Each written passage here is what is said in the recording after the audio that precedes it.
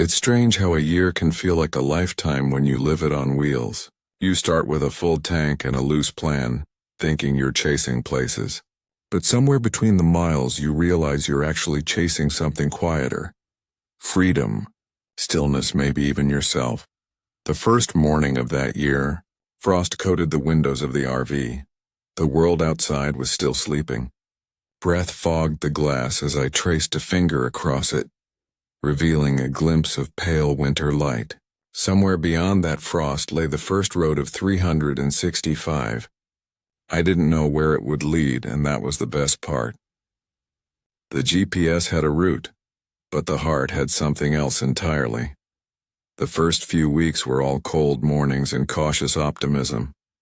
Snow blanketed Tennessee's backroads, the RV tires crunching over silence. Inside, coffee steamed from a chipped mug, and the heater rattled like an old friend trying its best. The world outside felt untouched.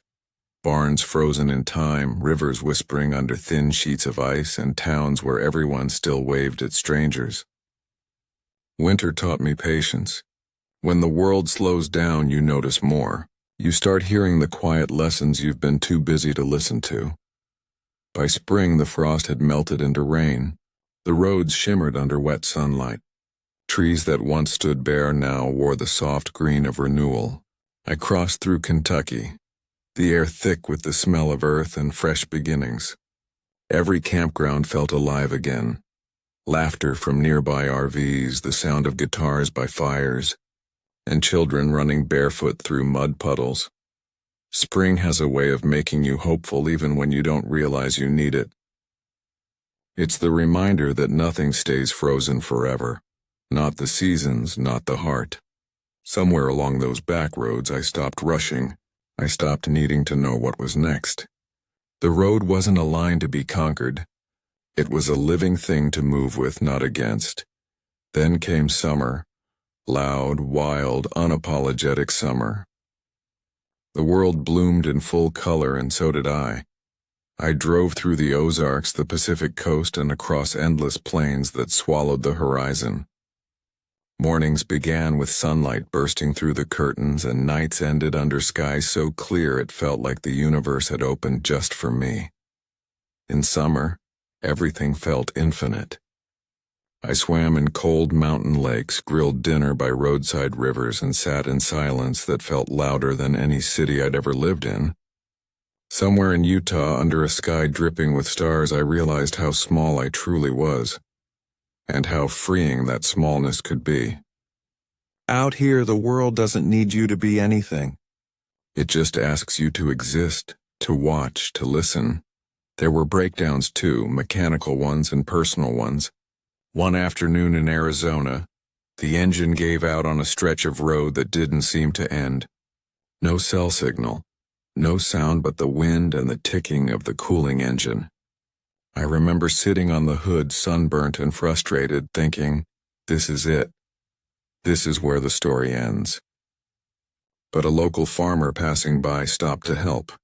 He didn't ask for money, just shared a smile and a wrench. Together we got the old rig running again. That night I learned that the road gives as much as it takes. Summer faded slowly like an old film reel losing its color. By September the light changed. Shadows stretched longer. The air cooled and smelled faintly of wood smoke. I was somewhere in the Rockies when I noticed the first leaf fall across the windshield. Autumn was coming, and with it reflection. There's something about fall that feels like honesty. It doesn't pretend to last forever. It knows beauty fades, but that makes it more sacred. I spent those weeks parked near lakes surrounded by gold and crimson trees, journaling at dawn, cooking simple meals, and watching the sun sink earlier each day. The sound of crunching leaves under my boots became the soundtrack of the season. One afternoon I met an older couple who had been on the road for 20 years. Their RV was smaller, simpler, but their stories were enormous. They said they'd stopped counting miles years ago. The road's not about how far you go, the man told me. It's about how close you get, and to the world, to each other. Those words stayed with me like a map that never fades. Then winter returned full circle. The same roads I'd first traveled were now blanketed again in snow. But something was different, not the land, but me. The year had etched its lessons into every corner of my mind. The miles weren't just numbers anymore. They were pieces of who I'd become. Every sunrise had left a mark. Every breakdown had built a little more resilience. Every stranger's kindness had restored a little more faith. As I parked for the last night of the year, the air was still and cold. The fire crackled quietly outside the RV, and the stars above shimmered like they knew secrets I'd never understand. I thought back to that first morning, the frost, the uncertainty, the way I'd mistaken direction for purpose. Now I knew. The freedom I'd been chasing wasn't out there waiting at the end of a road. It was in every moment I decided to stay present, no matter how rough or beautiful. Freedom is waking up wherever you are and calling it enough. It's realizing you can start over any day in any direction.